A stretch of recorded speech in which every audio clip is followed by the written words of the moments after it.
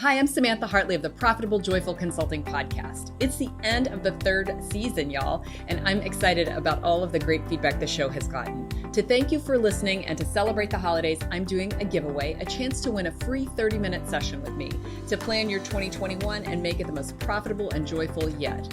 It's super easy to enter. Just write a positive review on your podcast app and put your Instagram or Twitter handle in it. If you're watching this on YouTube, leave a comment below this video and put your Twitter or Instagram handle there.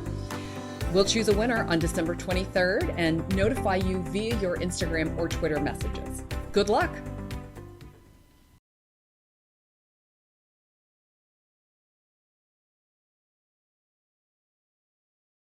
Hello and welcome. I'm Samantha Hartley of the Profitable Joyful Consulting Podcast. This season, we're talking about consultants and consulting. And today, specifically, I have an amazing guest, my friend and client, Heather Willems. Heather is a business strategy consultant, a graphic facilitator, and the best-selling author of Draw Your Big Idea. She was also the founder of Two Line Studios, which is a creative consulting and learning development studio. Heather founded Two Line Studios to help organizations unleash their creative group genius and solve their toughest problems. For over a decade, Heather has been collaborating with executive leaders and Fortune 100 brands like Disney, FedEx, Google, Lego, SAP, I know, right? Johnson & Johnson, Aetna, and get this, even NASA, to facilitate breakthroughs and define actionable strategies. You might have seen her on the Today Show, in Inc. magazine, Forbes, and the Wall Street Journal. They've all featured Heather's work and understand the value of finding clarity through creativity. Welcome, Heather. Hi, nice to talk with you. Thank you. I'm super excited to talk today. And there's so many areas that you and I could cover that I think would be relevant and helpful for my audience. And what specifically I wanted to talk about is creativity, clarity through creativity, and what you mean by that. I love to start by, rather than asking you what you do, can you tell us a story about a client that you've worked with that would kind of exemplify what you do? Sure.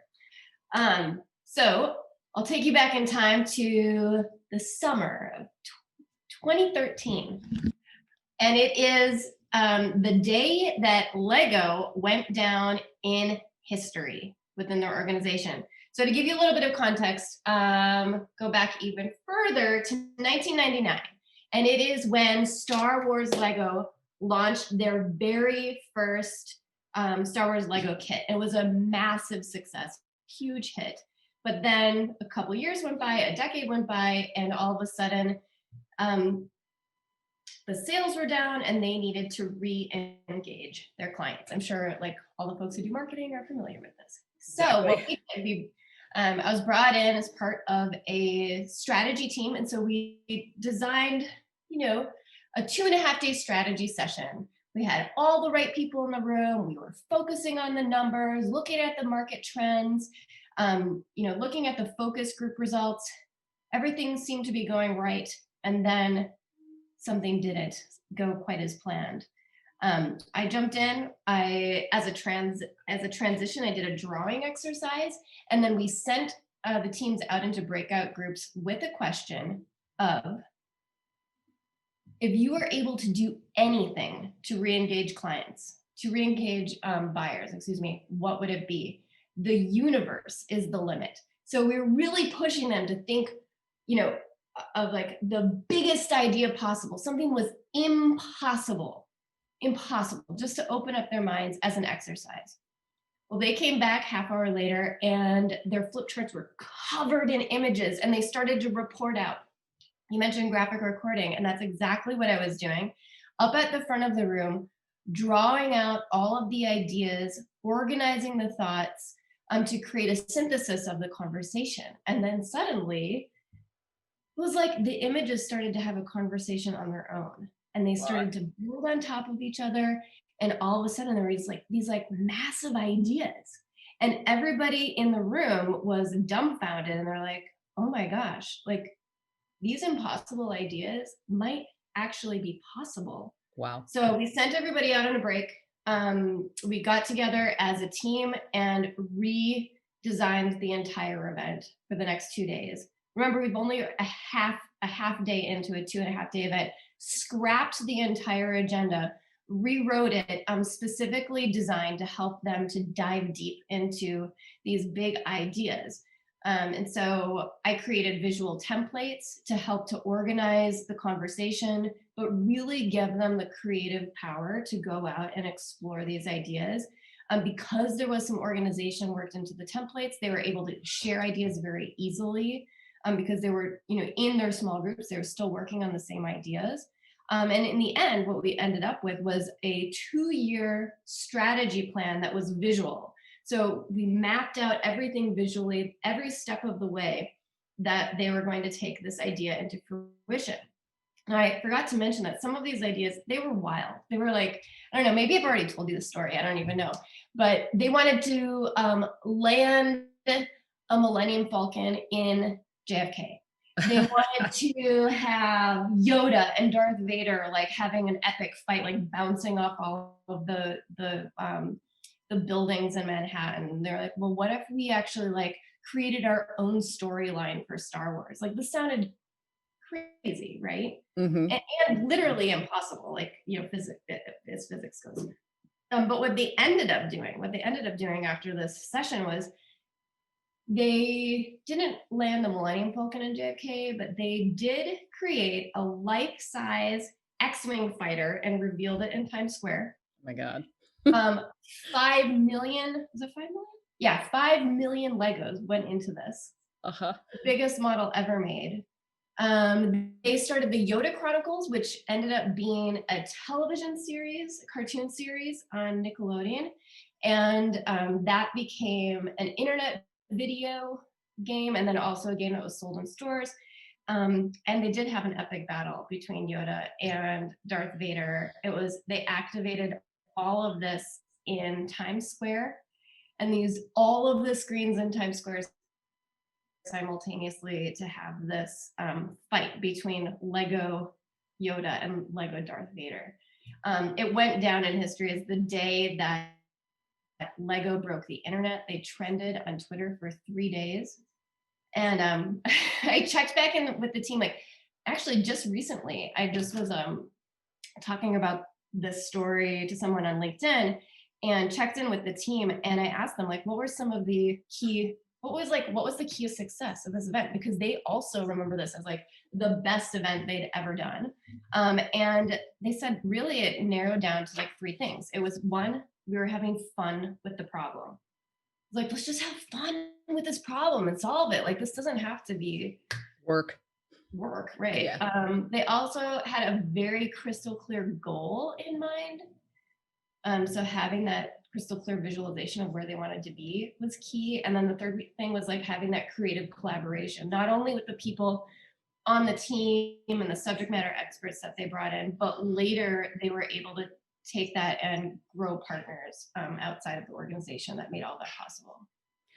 It's amazing. I love the story. I've heard it before, and I think everyone should Google it or go to your website and kind of look for pictures of it, because Right. it's I mean, like the way it looks is almost better than what you've described. It's like kind of stunning. So I think the elements that you've included in there are so critical to what I've experienced in creativity. And I think the first thing of like taking the limit off of like what's a crazy idea and pushing the boundaries of what that idea could be. I think that's really amazing. So what can you describe like what services you offer? Because I don't know that it's clear to everyone like what your role was in the Lego thing. Yeah, of course. So there's 3 areas that I'm really like focused on right now. And one is the collaboration that happens within design sessions. So, Mm-hmm. creating these strategy design sessions. Another one that I'm doing as creative art-based trainings. So actually like training people to do the visualizations and the graphic recording. So another way to get people engaged. And then the third service that I'm offering is through communication, and that's with the visual strategy and the graphic recording. Fabulous. And where would you say most of your clients come from? How do they find you? Right now it's word of mouth mostly, just really, especially through COVID, I just found that I really wanted to tap in and work with people that are important to me. So it's been through my incredible network and then referrals. That's great. Now you've done some unusual things, unusual collaborations during COVID. Can you share one of those? Actually, just again through networks, like somebody said, you have to talk to my friend Gary Ware. He's amazing. You're going to totally hit it off. And so we did, and we recognized that we both had little kids. He was out in the West Coast. I'm here in New York. We both had 3-year-olds that were terrified from COVID. Mhm. And so we talked about how we were parenting our children during these times, and we recognized that we were doing it in the same way that we work with our clients.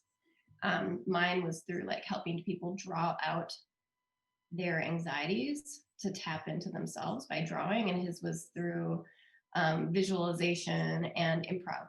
So Mhm. we put together a course that's called Playing with Fear, and it's based on science and how we can quiet our minds to create clarity and focus, if only to take the next step that's in front of us. But also, where I use it with clients is to really create clarity for planning and scenario planning and strategy. Well, I mean, it's so timely, and I think it's also an amazing blend of talents, like what you do, bringing that together with what Gary does. And if listeners haven't heard that one, Gary was on my show at the beginning of this season talking about purposeful play. What you've referred to the visuals, and I think visual communication is so critical. And your brand that you have a registered trademark for is clarity through creativity. So I wonder if you can talk about the role of visual communication in helping your clients get clear so that they can do what, like problem solve, collaborate. Like, what's the role that visual communication plays in that? The role that visual communication plays in collaboration is it helps to create engagement. Mhm. It helps to create alignment and trust because people can actually see what they're saying. And it also invites people to be open to ideas because it's not something that's polished in a presentation that's being presented to them, but it's something that is being developed together in the moment to create that clear path towards where they're going. Mhm. Yeah. So what's an example of a way that you have brought that in like just a small way? Because I understand the Lego example, but I feel like, okay, I get it for like something huge and dramatic like that, but like in a small way, if just like in a client meeting or something, like how might we Oh, use that? sure. Sure. Well, sometimes I'll encourage clients to do a drawing exercise as like an icebreaker to get people to be more on the same page and to be their whole selves in a meeting, Mhm. right?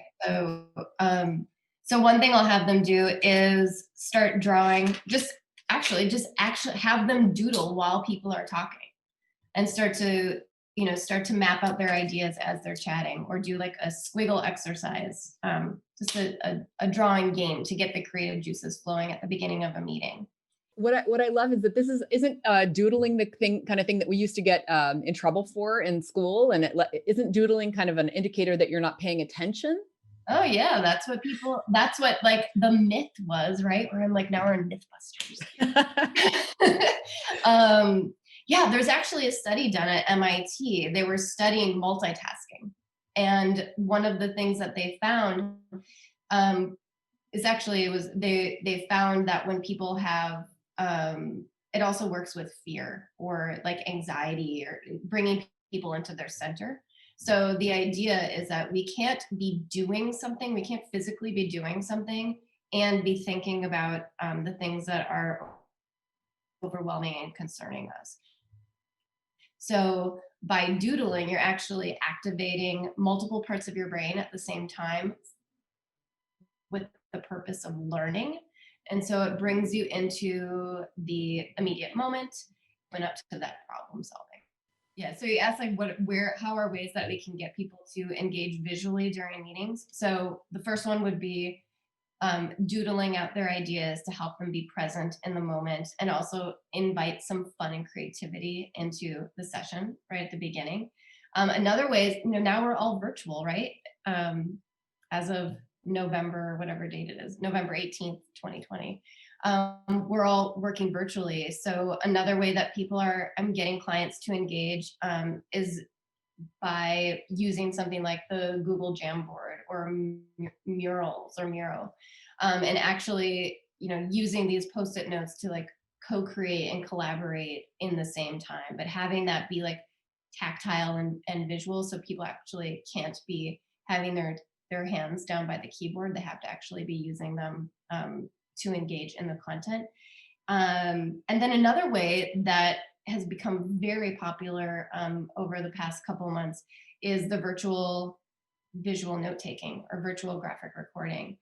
One of the concerns that I hear from clients often is that it's so hard to keep people engaged, because not only do we have Zoom fatigue, but we also have like pandemic fatigue.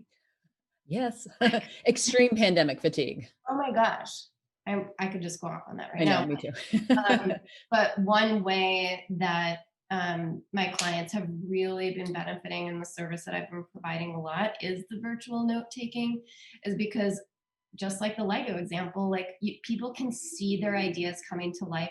They can see where there's connection. You can see where there's like human connection, even though we're through the screen, but it's being done with pictures. And it makes it a little bit easier, not only for ideas to build, but it also gives a tangible takeaway. So it's not just a bunch of like Zoom heads Yeah. talking, there's actually something that's like tangible that you can take back from that session. It's great. So you have something you're going to draw for us. Oh, well, I thought that we could draw together. Okay. Are you ready? Let's do it. A pen or something with you? Of course I do. Excellent. Okay, so we'll do one of the exercises that I like to do with clients as an icebreaker. Okay.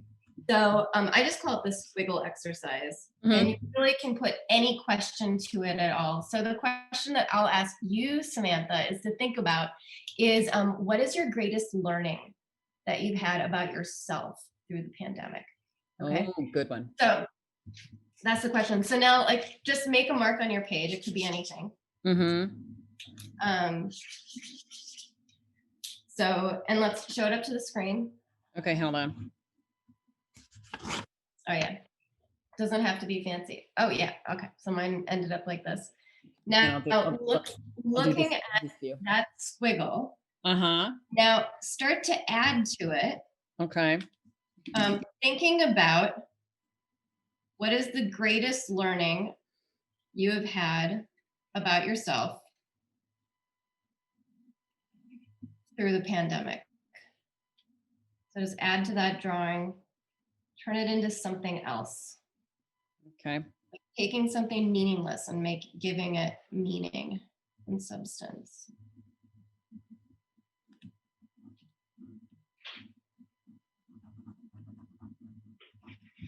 When you're ready,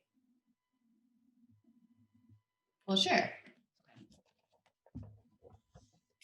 Okay. Ooh, what do you? Oh, this one's mine. I love it. So tell me a little story about your drawing and why that is now a metaphor or a visual that represents your greatest learning through the pandemic. So I wasn't super intentional about like, I'm going to make this represent X. But I do feel like my greatest learning is like discovering a lot of inner strength and working on externalizing that. And kind of the interesting way that I discovered the inner strength was I've done a lot of working out because at the beginning of the pandemic, I did a lot of eating. I did all the sourdough baking, right? And so the second part of it, I was like, about May, I went, okay, expiration date on that. So so then I started working out and I got really physically strong. And my question for myself was like, how do I bring this into my business and be this strong in my work? And so it's kind of, I think, represents a journey of going inside and outside. Oh, that's so cool. And I also see in yours, I don't know if you see it yourself, but I see like a heart. It was starting to be a heart. Yeah. Like it's like the inside is like the negative space is a heart on the inside. It's so one of my connections this year was I was strengthening my heart with a lot of cardio, and heart is courage, because we had to do a lot of hard things this year, didn't we? Yeah. Oh my gosh. Talk about it. Mine, I have two here. I think one, I think is iteration, collaboration, and transformation. Love it. So it's just, I feel like that I've got like a little 4-year-old, she's almost 4 at home. So it's just like, I feel like as soon as I've figured it out, it like all changes. It's all gonna Yeah. change, you know? Yeah. So, and it's magnified with the pandemic. So it's that kind of like iterative process, the collaboration with my husband, and then like transforming into something else. But that absolutely transfers to business, as Yeah. we instantly had to pivot to virtual, Mhm. call upon all of our like digital knowledge and experience to help our clients transform, Yeah. right? Yeah. And so then the bottom image, oh my gosh, these also happen to be 2 lines. Right? Didn't even plan that. It's the name of your But business. it's the name of my business, 2 Line Studio. And then so the line at the bottom just represents resilience and this like Bedford of being grounded and centered. And without that, we wouldn't know how strong we were, if we didn't have that bedrock of solidarity in order to like allow the iteration transformation to occur. Fabulous. So, I love it. Thanks for doing that. Like I didn't even plan this. Like Thank you for doing it. I didn't plan it either. It's like so beautiful. It really belongs here. And what I love is like, what did we just learn about visual communication? Like, look how powerful that is. I love that one of my favorite things that you've talked about before is that I love when things are revealed to clients. Like they don't know that they're necessarily sitting on that. And when you reveal it, there's this amazing kind of like that moment of discovery with clients is so powerful. Oh my gosh. Yeah, I was just leading a workshop this weekend on values, helping people to get clarity around their own personal values. And one of the women, she's actually a coach, and she revealed at the end, she's like, I hate journaling. I hate it. Like I make everybody else journal, but right. like she personally hated it. And she said, but this actually worked for her because it helped her to look at the problem at hand, which was like defining her values from a different perspective. Like she was stuck, and then she was able to do the storytelling. Like you and I just like told these really cool stories about ourselves impromptu. Yeah. Because we were able to, like the MIT study, we were able to quiet the part of our brain that was planning what we were going to say next. Yeah, right. Because we were just like focused on the action of creating this drawing. It's really amazing. I'm going to put this on the fridge. Put it on where? I'm going to put this on my fridge. Do. Put it on your Instagram as well. Everyone should definitely follow you on Instagram. I'll put all that information in our show notes. Okay, so one story that I really want you to tell is, and this is one of my favorite things that I've heard you say, is because you go into organizations and they're going to have, like, this is the disruption of their schedule. It's like, we're going to have a creative day. And I know that when I was at corporate and it felt like all of these disruptions made us all feel vulnerable. And where I wasn't necessarily a safe place to kind of be creative. And so you're going in places and having them collaborate. And you've described that you go in and everybody's like this with their kind of like their arms crossed and everybody's like up against the, saying like, that. And you are able to kind of like, the after picture looks like everybody had like a really good time. So what happens in the middle of that? Because I think all of us deal with this with their clients when we're like, they're like, okay, convince me, or okay, engage me. So what's your magic trick? Definitely going and people are just like, it's usually like a big guy in the back.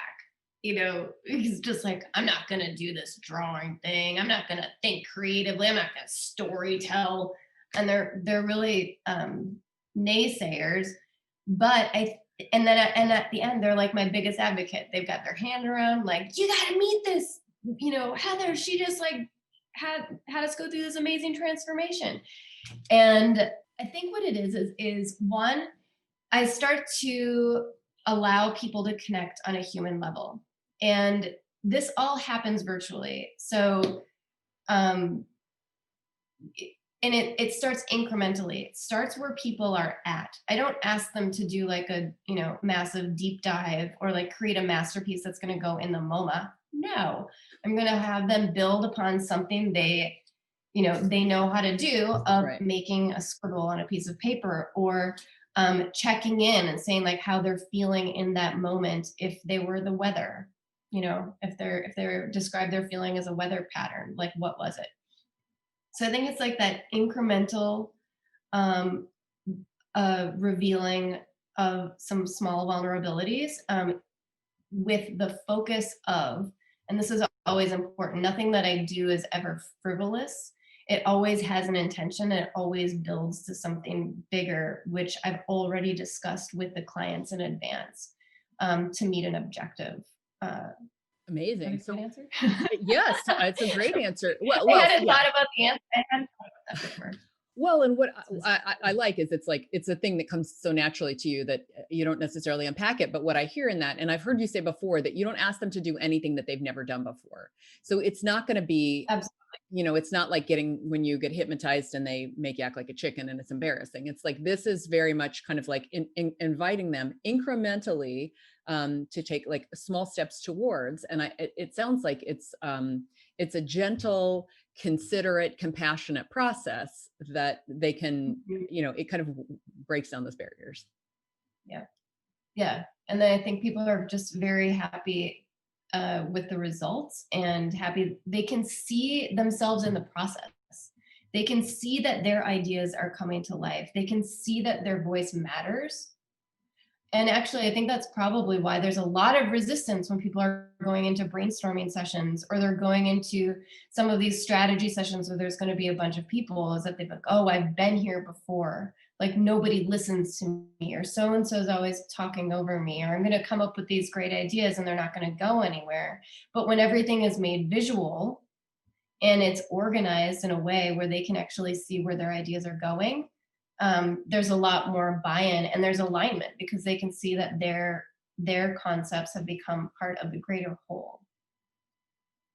And that's just I think it's just a kind and considerate thing to do for the individuals who are working in that company. It's really a great thing.